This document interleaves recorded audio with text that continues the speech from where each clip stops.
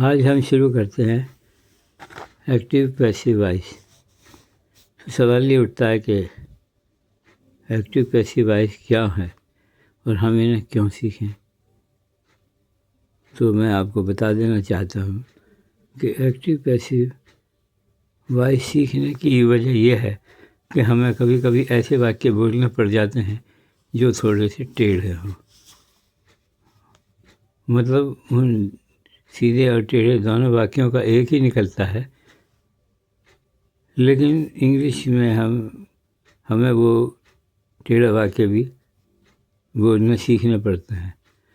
तो सीधे वाक्य जो होते हैं उनको एक्टिव वॉइस कहते हैं और जो ज़रा टेढ़े वाक्य होते हैं उनको पैसिव वॉइस कहते हैं। बस इतनी बात आप ध्यान रखिए, क्योंकि ज़्यादा ग्रामर में और इसमें वगैरह सब घुसेंगे तो वो सीखना लंबा चौड़ा हो जाएगा।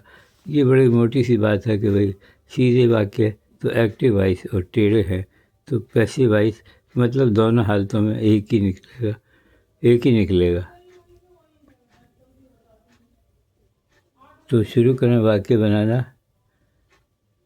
मेरे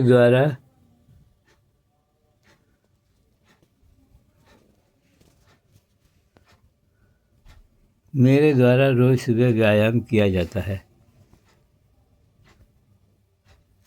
exercise is done by me every morning. Exercise is done by me every morning. मेरे द्वारा व्यायाम किया जाता है, मतलब मैं व्यायाम करता हूँ, कभी वही है, और व्यायाम किया जाता है कभी वही है। ये टेढ़ा सेंटेंस है, इसलिए हम इसको पैसिव वॉइस कहते हैं। मेरे द्वारा रोज़ सुबह व्यायाम नहीं किया जाता है। अब नेगेटिव सेंटेंसेस भी तो बनाने सीखने हैं।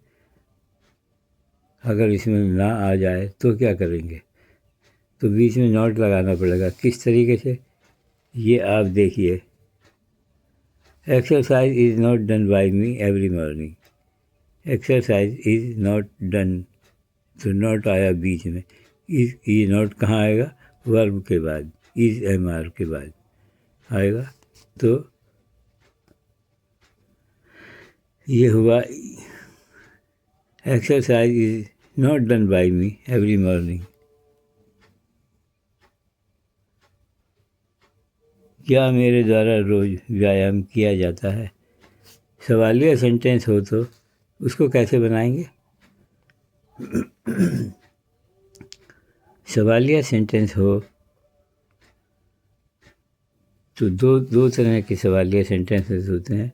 एक जिनमें क्या बीच में आता है और एक जिनमें क्या शुरू में आता है। ठीक है, तो पहले हमने लिया है जिसमें क्या शुरू में आता है। Is the exercise done by me every morning, ये every day. Is the exercise done by me every day. ठीक, इस तरीके से बनाया जाएगा। तो अगर आप प्रैक्टिस करेंगे तो ये आपकी समझ में भी आ जाएगा और दिमाग में भी बैठ जाएगा कि हमने ऐसा क्या बोला है और क्यों बोला है। क्या मेरे द्वारा रोज़ व्यायाम नहीं किया जाता। अगर वाक्य में ना भी हो तो इसको भी जोड़ना है। जोड़ेंगे कैसे, सिर्फ ये देखना है। Is the exercise not done by me every morning. Is the exercise not done by me every morning. ठीक, इसके बाद अगला सेंटेंस, मेरे द्वारा रोज़ व्यायाम क्यों नहीं किया जाता है। ये हमने इसलिए लिखा है कि अगर क्यों या क्या या कब या कैसे, W family, which, what, when, whom, भाई, अगर ये बीच में आए तब क्या करना पड़ेगा। हम एक बार सीख चुके हैं सवालिया कैसे बनाएं, लेकिन उसमें क्या था कि सवाल पहले दिया गया था, इसमें बीच में दिया गया है। तो सीखना हमें इसको भी है। क्या, why is the exercise done by me every morning. Why is the exercise done by me every morning. इसमें वाई लगा के और बाकी सेंटेंस को किस तरीके से बनाया गया है आपको ये देखना है और ये याद करना, ये समझना है। समझ जाने के बाद याद करना मुश्किल नहीं होगा। अगर आप रट्टाफिकेशन करने की कोशिश करेंगे तो थोड़े दिन याद रहेगा, फिर आप भूल भी सकते हैं, समझे। इसलिए सबसे अच्छा ये है कि आप समझ लें और फिर दिमाग में बैठा के याद रखें।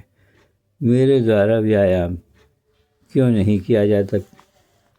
वही बात है, अगर इसके बीच में ना भी हो तब इसको कहाँ जोड़ेंगे? इस ना को किस तरह जोड़ेंगे? Why is the exercise not done by me every morning? Why is the exercise not done by me every morning? Note किस तरह जोड़ना है सिर्फ ये बताने के लिए मैंने आपको ये सेंटेंस जोड़ा है।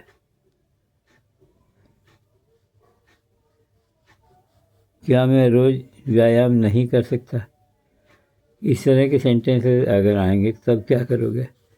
तब फिर वही सवाल उठेगा कि जी आप कैसे करें, इसको कैन को कहाँ जोड़ें? Can the exercise not done by me every day या every morning? Can the exercise not done by me, इसमें कैन पहले लगा के और वो सवालिया सेंटेंस की तरह बनाएंगे। ये मैं आपको इस तरीके से कई सेंटेंस लिख के एक ही तरीके से दिखा रहा हूँ कि आपको इन सब का भेद मालूम पड़ जाए और आपके दिमाग में अगर बैठ जाएगा तो अच्छा रहेगा, और यदि नहीं तो क्यों? एंड इफ़ नॉट वाई, इसमें सवाल बीच में दिया गया है। एंड इफ़ नॉट वाई, क्या दोनों मिलकर हुए? Can the exercise not done by me every day and if not why, क्या मेरे द्वारा रोज़ व्यायाम नहीं किया जा सकता? अगर नहीं किया जा सकता तो क्यों नहीं किया जा सकता? अगर ऐसा टेढ़ा घुमा के सेंटेंस दिया जाए आपको तो आप किस तरीके से बनाएंगे और जोड़ेंगे कैसे? तो जोड़ने के लिए यहाँ हम एंड लगाएंगे, AND, एंड। जोड़ने के लिए एंड लगाएंगे और इन दोनों को एक साथ जोड़ देंगे। मैंने यहाँ अलग रखा है तो अलग होगा। आओ सब मिलकर व्यायाम करें। इसमें एक रिक्वेस्ट है कि भाई हम ऐसा करें, अगर वो ना माने तो नहीं करेंगे। मैं तो कर रहा हूँ, तुम्हारी मर्जी आए तो करो, नहीं आए तो मत करो। लेकिन मैं कह रहा हूँ कि चलो भाई सब मिलकर व्यायाम करते हैं। तो let us make the exercise by all of us collectively. हम सब मिलकर, ऑल ऑफ अस, हम सब मिलकर व्यायाम करें।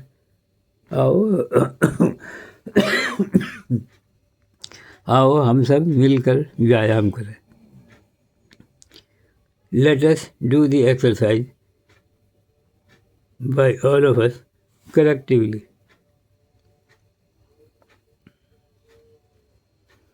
इसके बाद है 10वां, ये मैंने सिखाया लेट का प्रयोग। लेट का प्रयोग किस तरह क्या करते हैं ये मैं एक बार आगे और बताऊंगा, समझे।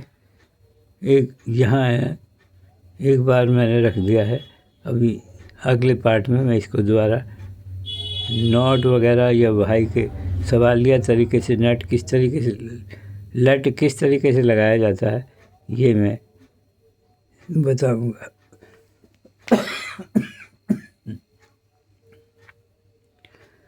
क्यों ने हम सब मिलकर बहुत देर तक व्यायाम करें? Why should not be, why विश्राम करें, तो why should not be take rest,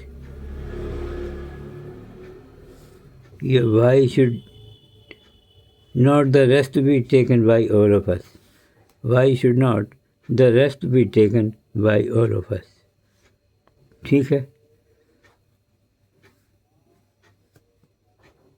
ये भी एक सवालिया सेंटेंस है और इसमें क्यों पहले है और भाई भी पहले है। तो जिस तरीके से हम कहते थे भाई इस पहले आएगा, इस सेंटेंस में भाई पहले आएगा, इसमें इस पहले नहीं आएगा। ये सेंटेंस इसी तरह का है। हमारे द्वारा पढ़ाई अच्छी तरह और दिल लगाकर की जाती है। द स्टडी इज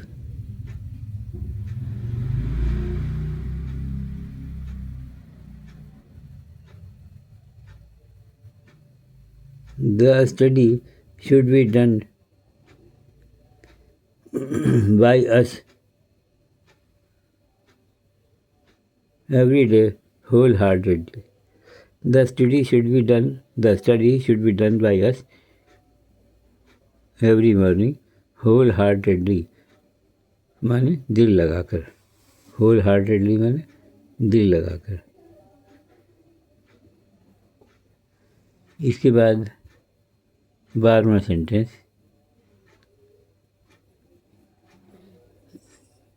इसमें मैंने सेंटेंस को ज़्यादा लंबा जो किया था तो करके आपको इस तरीके से बताया था कि ऐसे सेंटेंसेस में किस तरह लिखा जाए। ये जब आप सीख जाओगे तो अपने आप सेंटेंस बना भी सकोगे और लिख भी सकोगे।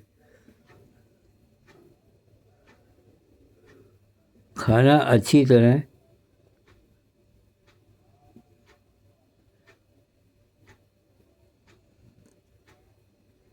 चबाकर खाया जाना चाहिए। खाना अच्छी तरह चबाकर खाना खाया जाना चाहिए। ठीक है। The meals should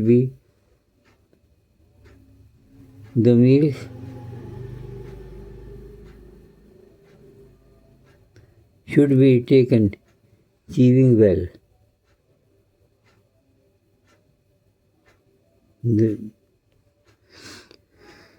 the meals खाना अच्छी तरह चबाकर खाना खाया जाना चाहिए। The meals should be taken chewing well. ठीक है। अच्छी तरह चबाकर, ये चीविंग जो है ये है, इसमें पार्टिसिपल, ये पार्टिसिपल और जीरेंड क्या होते हैं ये थोड़ा सा और आगे मैं आपको एक अच्छी तरह समझाऊंगा। इसमें एक तरह से कला है कि हम ING वाले सेंटेंसेस को किस तरह बनाते और जोड़ते हैं। ठीक है। ये मैं आपको और आगे समझाऊंगा, एक लेट वाला और एक ये ING वाला। उसके बाद खाना खाने के बाद गहरी नींद सोना चाहिए।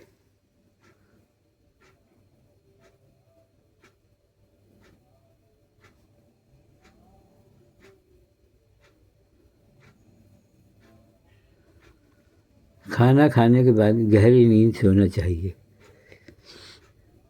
Fast sleep should be enjoyed after the meals.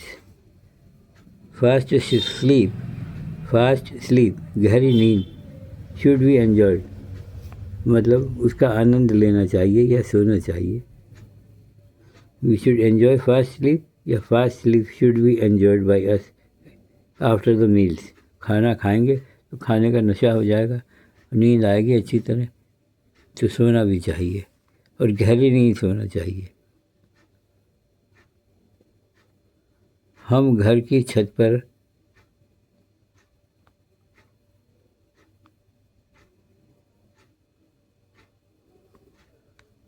तिरंगा फहराने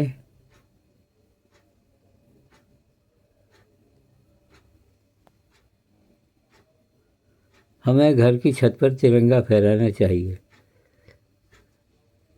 हमें घर की छत पर तिरंगा फहराना चाहिए।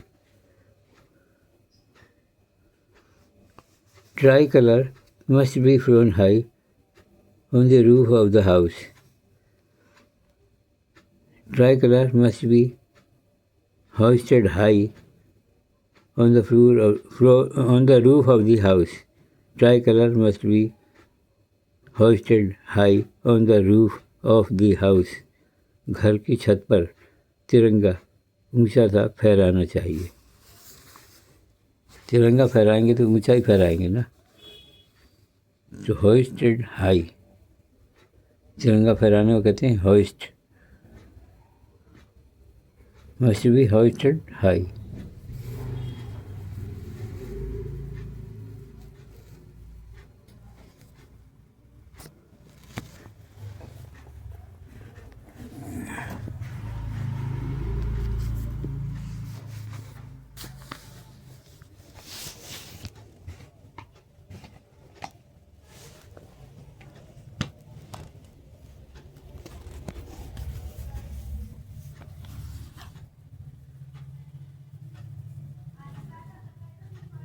शुरू है सेंटेंस।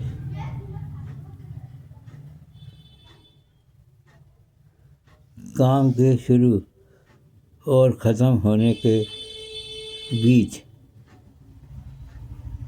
हमें रुकना नहीं चाहिए।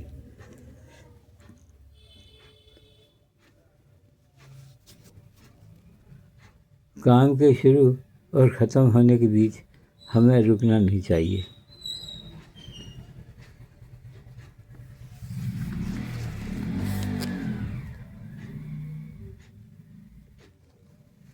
The rest should not be taken. The rest और the stop दोनों में से कुछ भी कहो, should not be taken between the beginning and the end of a work.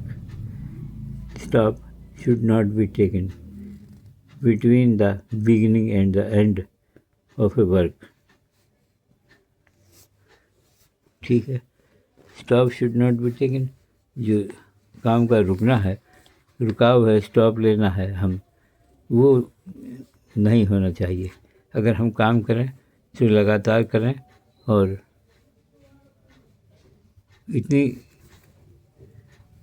उसके बीच में आराम ना करें। वो कछुए और खरगोश वाली जो बात आपने सुनी होगी, उसको ध्यान में रखकर मैंने ये सेंटेंस बनाया है।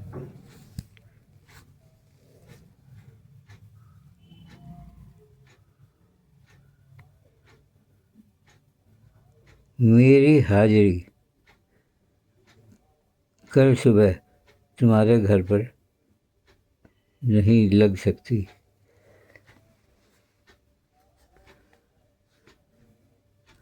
My presence cannot be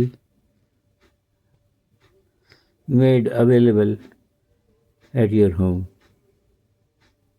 tomorrow. My presence cannot be available at your home tomorrow.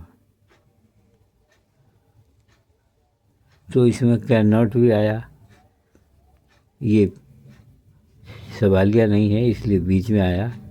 Can not be made available, be made, ये मेक की थर्ड फॉर्म पैसिव वॉइस में जैसे कि थर्ड फॉर्म आती है वही। राम के घर हमसे नहीं जाया जाता।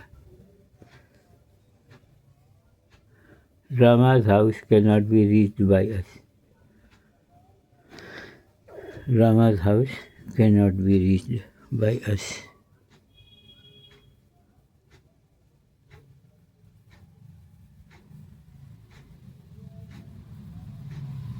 इसके बाद 19वां सेंटेंस है,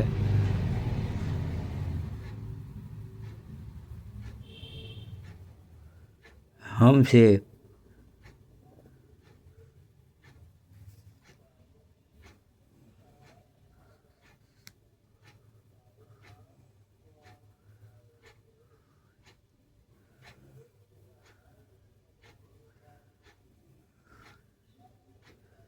हमसे इस पथरीले बाग में नहीं खेला जाएगा। हमसे इस पथरीले बाग में नहीं खेला जा सकता। The game cannot be played in such an unplanned ground. The game cannot be played in such an unplanned ground. हमसे इस पथरीली ज़मीन पर, अनप्लेन कहा है, पथरीली ज़मीन पर क्या नहीं खेला जाएगा? खेल, द गेम। ठीक।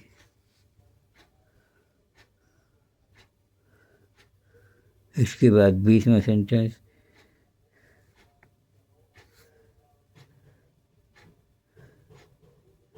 क्या हम जाड़ों में रोज़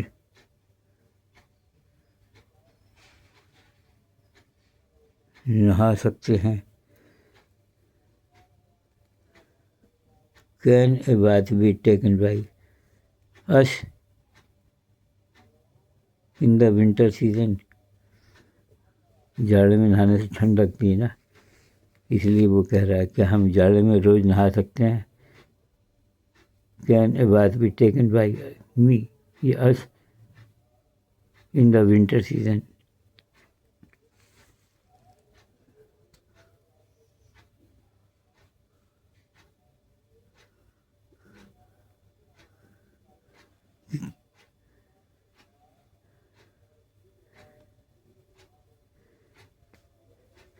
क्या जाड़ों में ठंडे पानी से नहीं नहा सकते?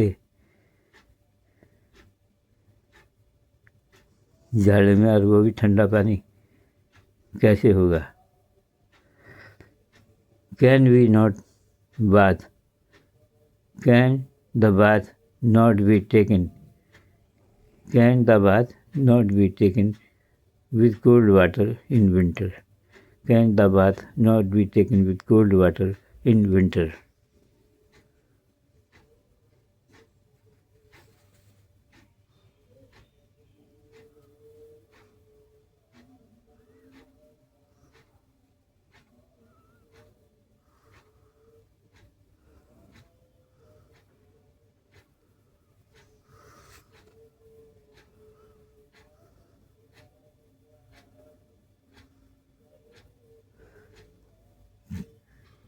क्या ताजमहल अमावस्या की रात में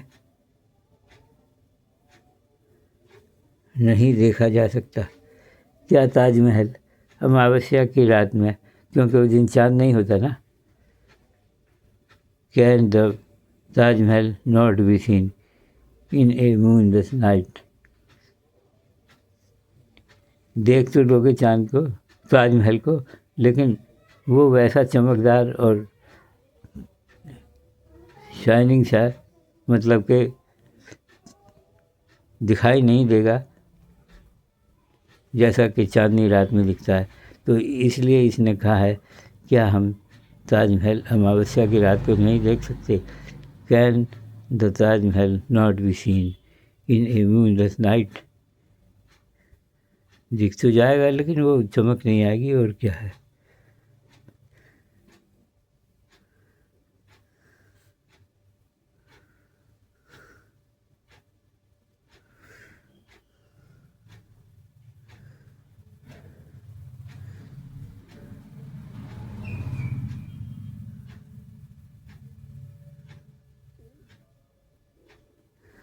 क्रिकेट मेरे द्वारा बहुत अच्छी तरह खेला जाता है। Cricket is played well by me. Cricket is played well by me. ठीक है, cricket is played well by me. Cricket मेरे द्वारा बहुत अच्छी तरह खेला जाता है।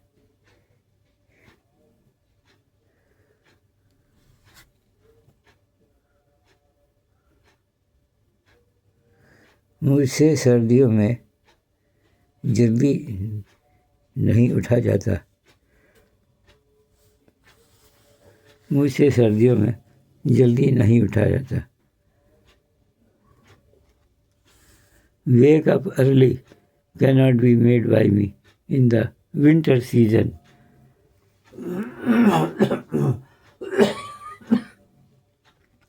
Wake up early cannot be done by me in the winter season. जाड़ों में मेरे से जल्दी नहीं उठा जाता। जब थोड़ा सा धूप से निकल गया, गर्मी से आ जाए, जब उठा जा सकता है। तो क्या कहेंगे, वेक अप, ये है verb, can not be done by me या मेड बाय मी। तो ये मेड जो है ये है पैसिव वाइफ का थर्ड फॉर्म का वर्ब, बाय मी। बाय लगता है इसमें, ऐसे सेंटेंसेस में हमेशा बाय लगाया जाता है, by me in the winter season, सर्दियों में, इन द विंटर सीजन, सर्दियों में।